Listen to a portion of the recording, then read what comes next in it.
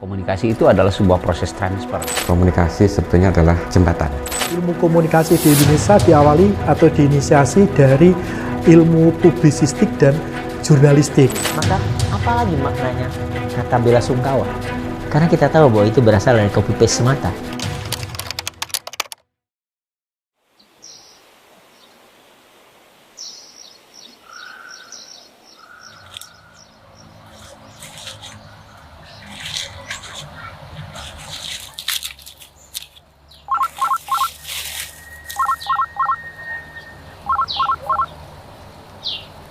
Halo, Assalamualaikum.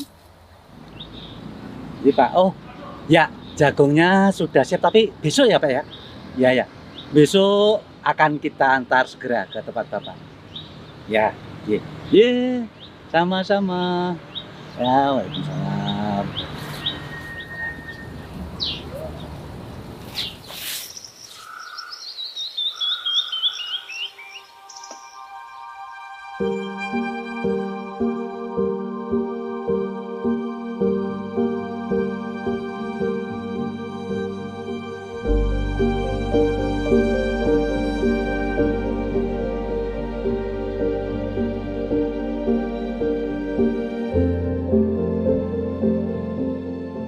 Ilmu komunikasi adalah segalanya, karena memang komunikasi menjadi fundamental bagi kehidupan manusia. Yang jelas, sebagai sebuah ilmu, dia akan tetap bertahan sepanjang dia berguna bagi masyarakat. Dan saya pikir fakta ya, bahwa tidak ada elemen manapun di masyarakat hari ini yang bersifat tidak menggunakan komunikasi. Komunikasi sebetulnya adalah jembatan. Satu. Kemudian komunikasi adalah bagaimana jembatan itu bisa membangun relasi yang bagus antar orang gitu ya, antar organisasi, apakah langsung atau lewat media. Sebagai human, kita adalah makhluk yang paling sadar untuk membangun struktur relasi di antara orang-orang.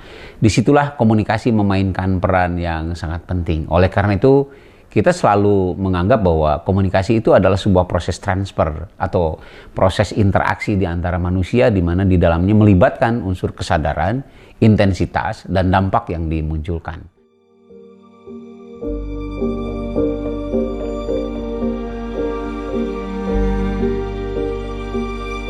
Ilmu komunikasi di Indonesia diawali atau diinisiasi dari ilmu publisistik dan jurnalistik. Yang kemudian dari keilmuan inilah menjadi penerangan dan kemudian menjadi ilmu komunikasi gitu. Saya masih ngalami ketika kuliah di S1 di Universitas Diponegoro tahun 98 masih ada peminatan penerangan. Dalam dekade berikutnya, ternyata pengaruh Amerika sangat kuat. Karena apa? Karena dosen-dosen di kita tidak lagi diisi oleh para praktisi atau para jurnalis, para pelaku pers gitu. Tapi sudah dimasuki oleh dosen-dosen yang memang memiliki karir akademik yang sangat kuat. Di antaranya adalah masuknya mazhab saintifika dari Amerika. Sehingga istilah publisistik dan jurnalistik itu tidak memadai lagi. Karena ada pendekatan baru, ada paradigma baru, yaitu ilmu komunikasi yang lebih dekat dengan retorika dan public speaking gitu ya.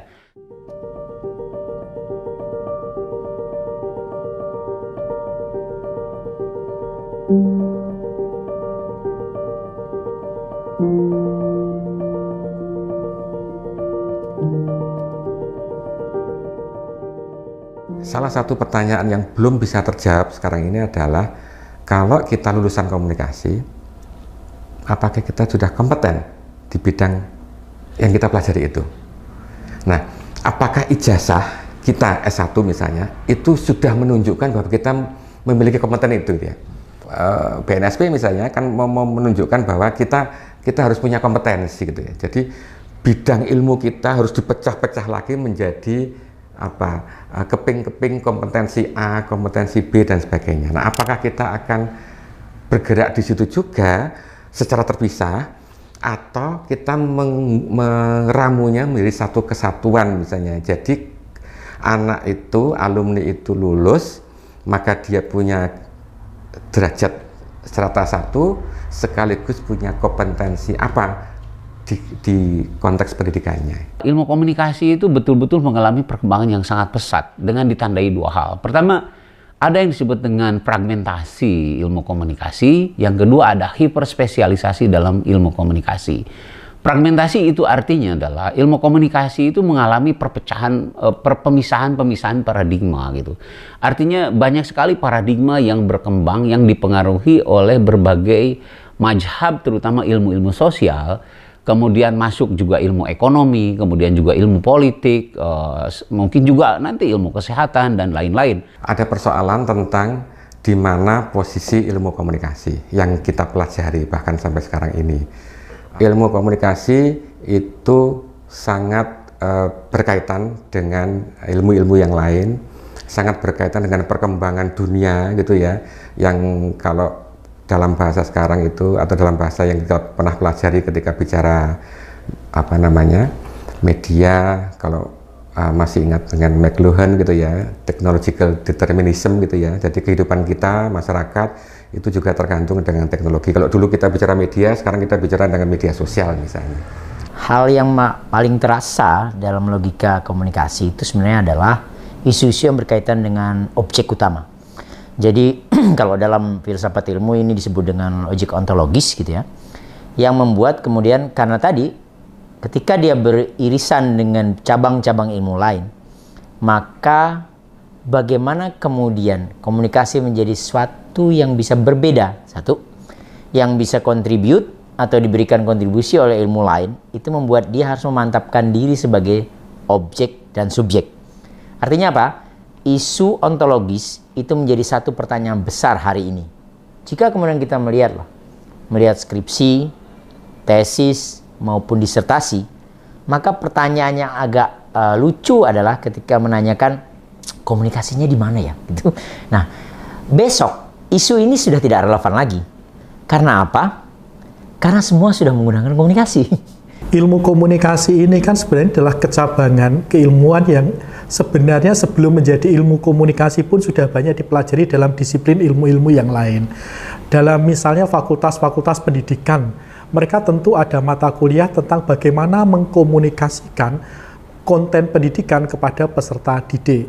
Dunia sekarang masih berkutat kepada perkembangan bagaimana aplikasi teknologi itu menjembatani atau menjadi alat dari proses komunikasi. Bicaranya sangat teknis sederhana ya, kita dibantu oleh teknologi, tetapi implikasinya luar biasa. Nah, ini sebenarnya kan ini pertanyaan besar bagi ilmu komunikasi, bagaimana kita menjawab fenomena itu. Bagi seorang pegiat ilmu komunikasi itu, dia harus menguasai betul tentang bagaimana peta metodologis gitu.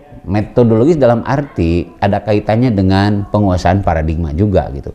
Maka mau tidak mau seorang pegiat gitu atau seorang dosen, seorang peneliti dalam bidang ilmu komunikasi mau tidak mau dia harus menguasai berbagai metodologi yang cocok ketika dia menjelaskan fenomena yang dia amati. Kalau ilmu kita adalah ilmu antara, ilmu di tengah-tengah gitu ya, bagaimana kita bisa menjawab itu, menyusun sebuah kerangka atau konsep pendidikan komunikasi yang bagus, yang adaptif dan juga yang punya kemampuan prediktif ya, bagaimana ke depan seperti apa.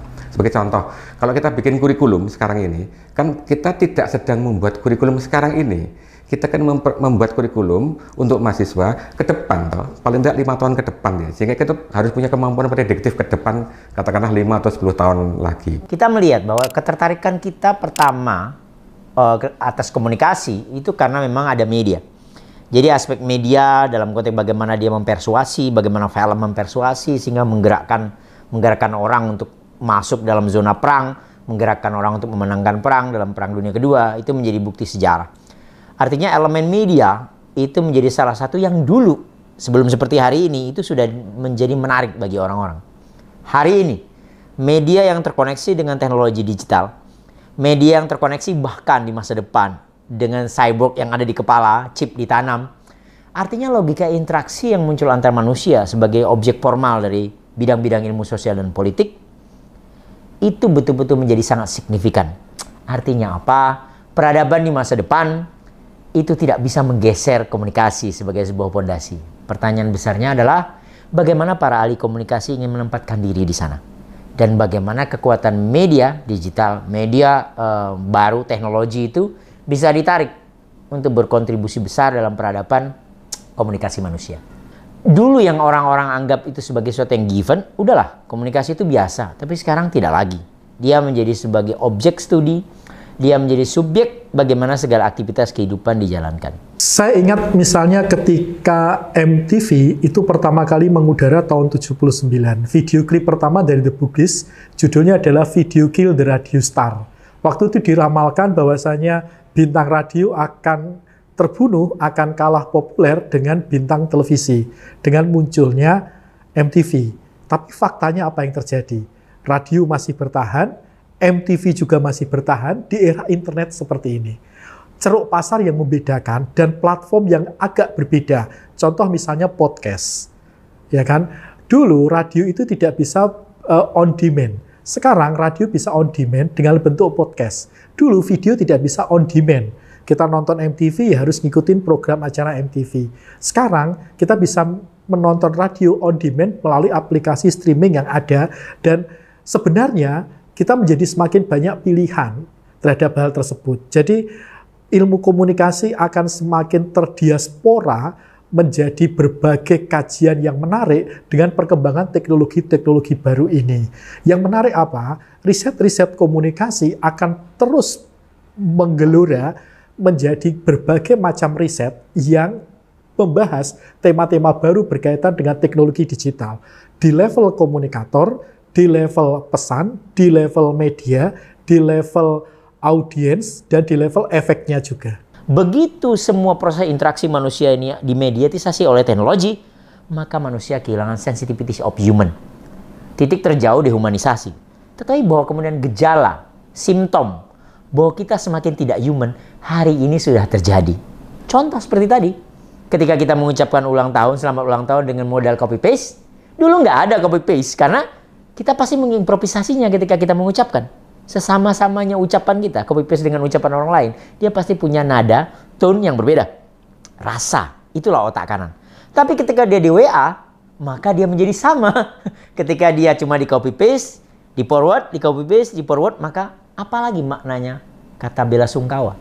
Karena kita tahu bahwa itu berasal dari copy-paste semata. Jadi semakin menghilanglah interaksi antar manusia. Seluruhnya akan termediasi, akan dibahasakan dengan bahasa teknologi. Maka titik bargaining position kita adalah sebenarnya membangkitkan ruang-ruang di mana otak kanan bekerja dengan maksimal. Mungkin seni, mungkin visual, mungkin karya-karya yang mempersembahkan kekuatan otak kanan manusia. Kalau harus bicara tentang ilmu-ilmu lain seperti ilmu sosial dan sebagainya, nampaknya kita harus banyak publikasinya gitu ya, untuk menjadi referensi supaya kita punya sebut saja semacam ini loh, bangunan ilmu komunikasi yang selama ini berkembang gitu ya. Seorang ahli komunikasi atau mungkin orang yang bergelut dalam bidang komunikasi itu, dia tidak boleh menjauhkan diri dari kata kreativitas gitu. Saya sih berharap alumni-alumni komunikasi, termasuk juga para pembelajar komunikasi, para dosen begitu, unsur inovasi itu selalu dikembangkan setiap saat gitu. Inovasi yang disertai dengan keinginan kuat dan kesabaran, saya kira akan melahirkan sebuah inovasi yang bisa dipertanggungjawabkan gitu. Inovasi yang bisa bermanfaat bagi orang banyak. Teman-teman komunikasi, mahasiswa, itu interdisciplinary learning-nya kelihatannya perlu ditingkatkan itu ya. Saya orang komunikasi strategis, orang PR, maka saya harus paham tentang politik, tentang bisnis, tentang global competition semacam itu ya. Itu kan membantu kita ketika nanti ada project ada wawasan yang sifatnya global maupun wawasan yang sifatnya lokal. Ilmu komunikasi, terutama pendidikan tinggi ilmu komunikasi ini menjadi medium yang mencerahkan kepada para peserta didik yang sadar terhadap kondisi realitas yang ada, yang bisa membangun rasa emansipatoris di tengah logika yang semakin dikendalikan oleh pasar.